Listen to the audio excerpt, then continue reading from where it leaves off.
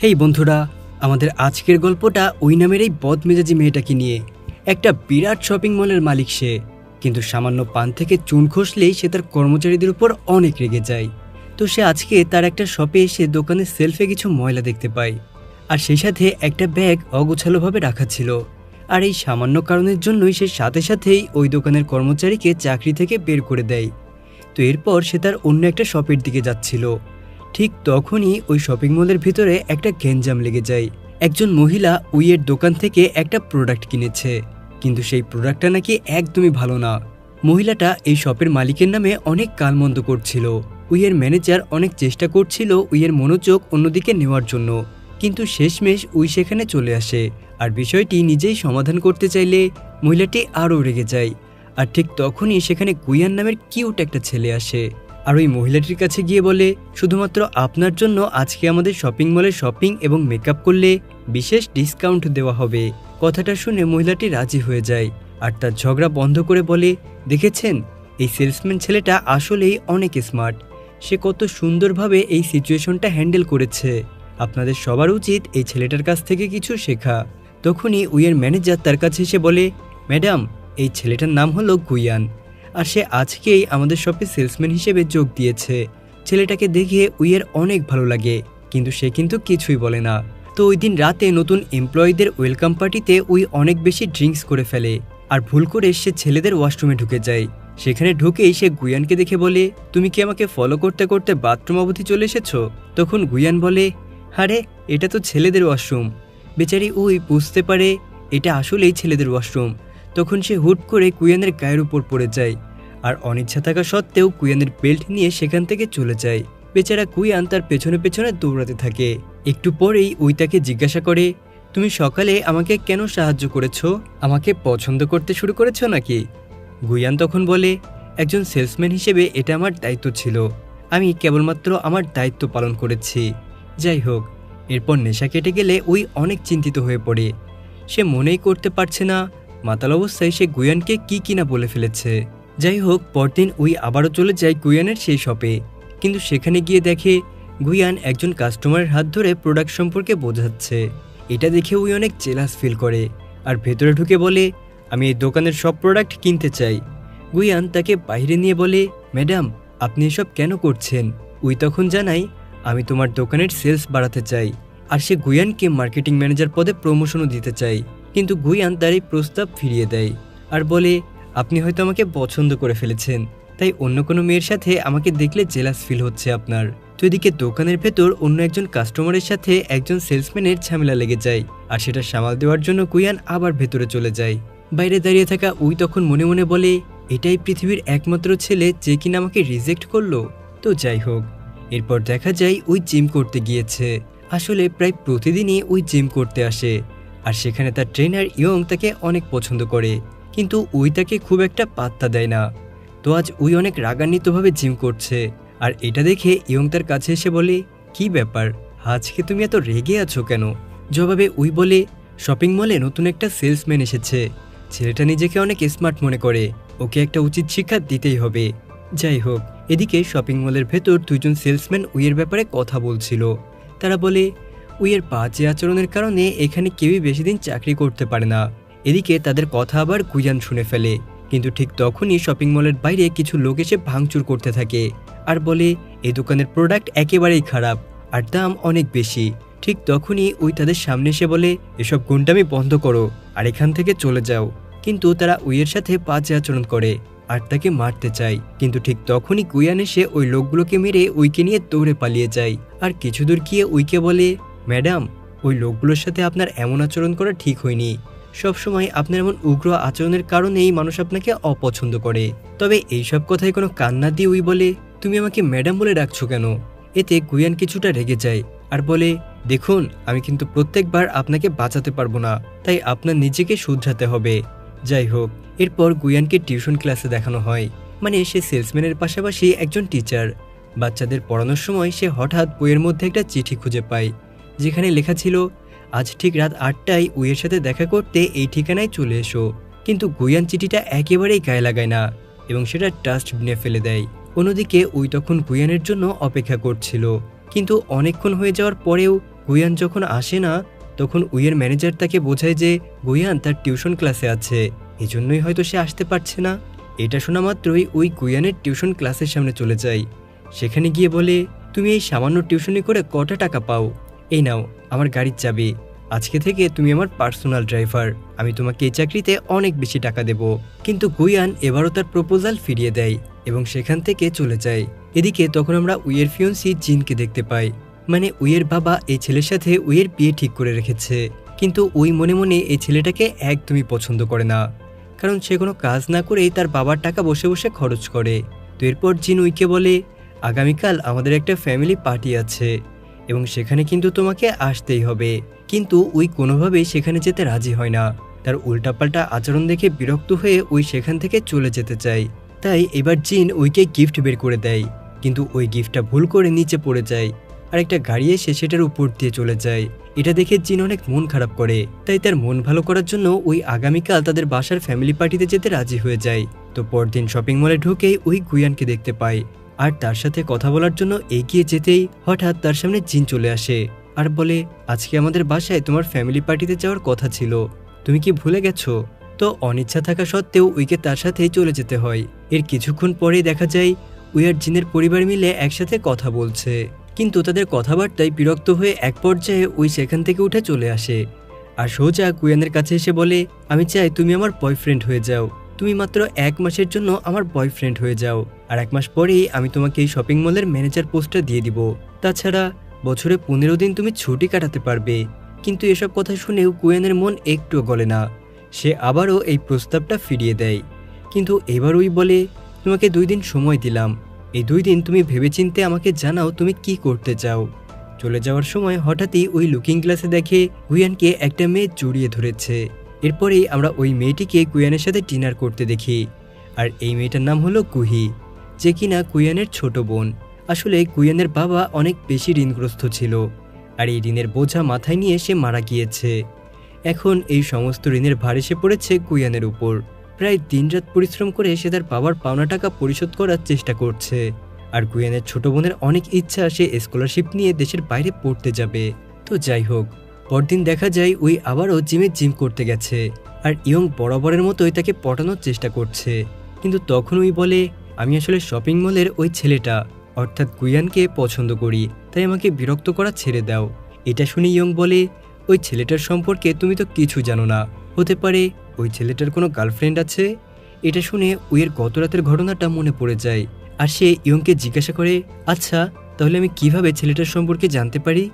এবার ইয়ং বলে, তুমি একটা ফ্যামিলি পিকনিকের অ্যারেঞ্জ করো, যদি ওই পিকনিকের ছেলেটা তার পরিবারের সাথে তোমাকে পরিচয় করিয়ে দেয় তাহলেই ভাববে সে তোমাকে আসলেই ভালোবাসে।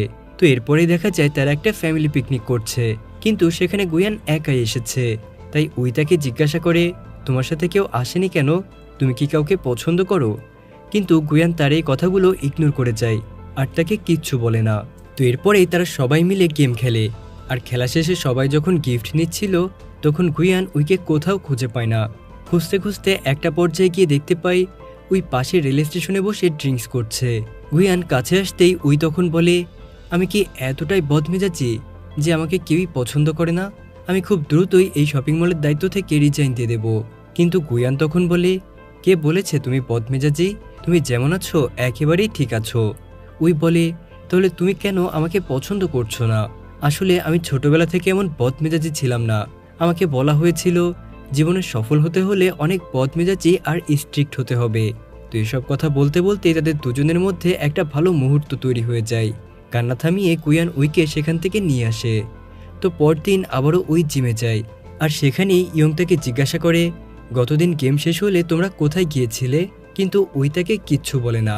আর ঠিক তখনই তার মনে পড়ে সে একটা বইয়ে পড়েছিল, কাউকে নিজের ভালোবাসায় আটকাতে হলে তাকে জেলাস ফিল করাতে হবে।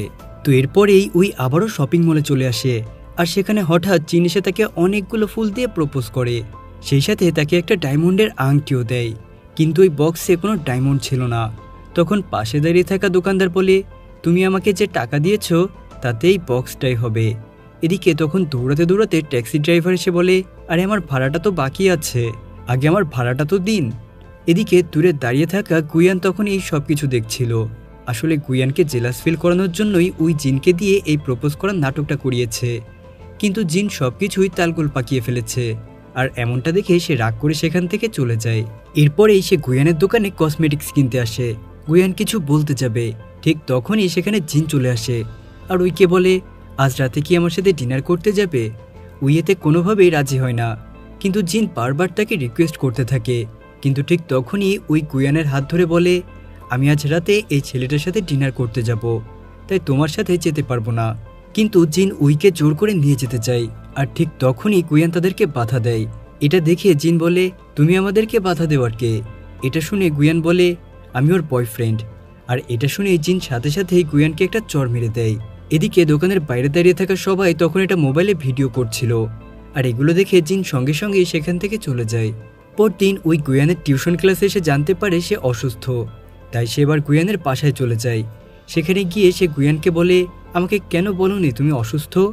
এই অসুস্থ শরীর নিয়েও তুমি কেন ডিউটিতে গিয়েছিলে? যাও, আগামী 15 দিন তোমাকে ছুটি দিয়ে দিলাম। এটা বলেই সে ইউটিউব দেখে একটা চিকেন স্যুপ রান্না করে আর বলে, তুমি প্রথম ব্যক্তি যার জন্য আমি নিজ হাতে রান্না করলাম। গুয়ান স্যুপটা অল্প একটু টেস্ট করে, তার খাওয়া দেখে উই সেটা অল্প একটু মুখে দেয় আর বুঝতে পারে স্যুপটা একদমই বাজে খেতে হয়েছে। তো উই যখন বাইরে বের হতে যাবে, ঠিক তখনই সেখানে গুহি চলে আসে। তাকে দেখে রেগে গিয়ে উই বলে, তোমার বয়ফ্রেন্ডের দিকে খেয়াল রেখো, আর সে সুস্থ হলেই তাকে কাজে পাঠিয়ে দিও। গুহি তখন বলে, আমি জানি আপনি মিস উই, আর আসলে গুয়ান আমার ভাই। এটা শুনে উই অনেক গিল্টি ফিল করে আর ভাবে, ভাই বোনের সম্পর্ককে আমি কি না কি বলে ফেললাম। তো পরদিন সে আবারও জিমে চলে যায় আর ইয়ংকে সবকিছু খুলে বলে আর অনেক কান্না করতে থাকে। ঠিক তখনই আবার তার সেই বইয়ের কথা মনে পড়ে যায়। সে গুয়ানকে নিজের দিকে আকৃষ্ট করার জন্য এবার অন্য একটা বুদ্ধি বের করে। পরদিন উই আবারও গুয়ানের শপে আসে। তাকে দেখে গুয়ান তার কাছে আসে, কিন্তু উই তাকে ইগনোর করে আর ইউজি নামের অন্য একটা সেলস গার্লকে বলে, তুমি রেডি হয়ে যাও, তোমাকে মলের প্রমোশনাল শ্যুটের জন্য সিলেক্ট করা হয়েছে।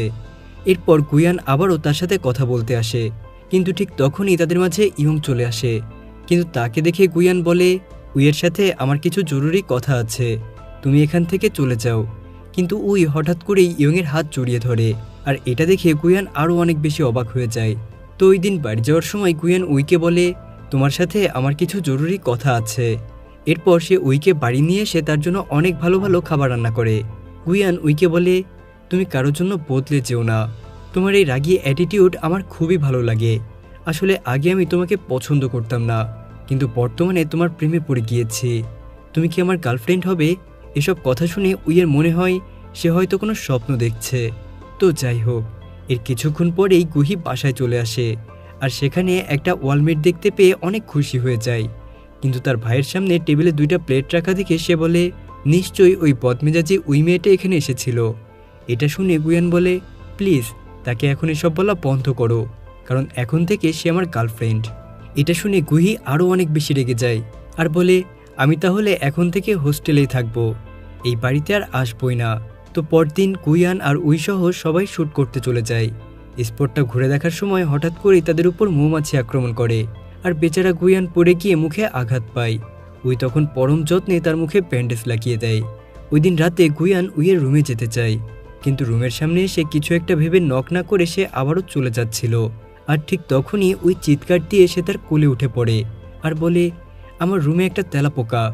গুয়ান রুমে গিয়ে তেলাপোকাটাকে মেরে ফেলে। এটা দেখে উই বলে, তুমি ঠান্ডা মাথায় সবকিছু এত সহজে সমাধান করো কিভাবে? তোমার সাথে থাকলে মনে হয় এই দুনিয়ায় কোনো ঝামেলাই নেই। তখন গুয়ান বলে, আসলে মা বাবা মারা যাওয়ার পর সমস্ত সংসারের দায়িত্ব আমার কাঁধে এসেই পড়ে, আর এত বড় দায়িত্ব পালন করতে গিয়ে মানুষের সাথে কিভাবে কথা বলতে হবে বা ডিল করতে হবে সেটা আমি অনেক ভালোভাবেই শিখে ফেলেছি।